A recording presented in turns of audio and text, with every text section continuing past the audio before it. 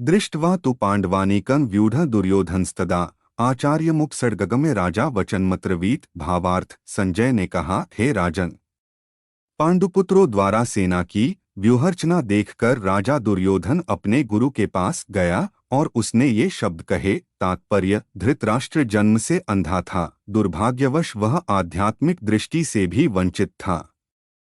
वह यह भी जानता था कि उसी के समान उसके पुत्र भी धर्म के मामले में अंधे हैं और उसे विश्वास था कि वे पांडवों के साथ कभी भी समझौता नहीं कर पाएंगे, क्योंकि पांचों पांडव जन्म से ही पवित्र थे। फिर भी उसे तीर्थस्थल के प्रभाव के विषय में संदेह था। इसीलिए संजय युद्धभूमि की स्थिति के विषय में उसके प्रश्न के मंतव्य को समझ गया, अतः वह निराश राजा को प्रोत्साहित करना चाह रहा था।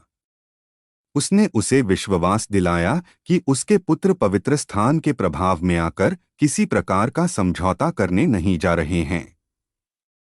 उसने राजा को बताया कि उसका पुत्र दुर्योधन पांडवों की सेना को देखकर तुरंत अपने सेनापति द्रोणाचार्य को वास्तविक स्थिति से अवगत कराने गया। यद्यपि दुर्योधन को राजा कहकर संबोधित किया गया है, तो भी स्थिति की गंभीरता के कारण उसे सेनापति के पास जाना पड़ा। अतएव दुर्योधन राजनीतिज्ञ बनने के लिए सर्वथा उपयुक्त था, किंतु जब उसने पांडवों की व्यूहरचना देखी तो उसका यह कूटनीतिक व्यवहार उसके भय को छिपा न पाया।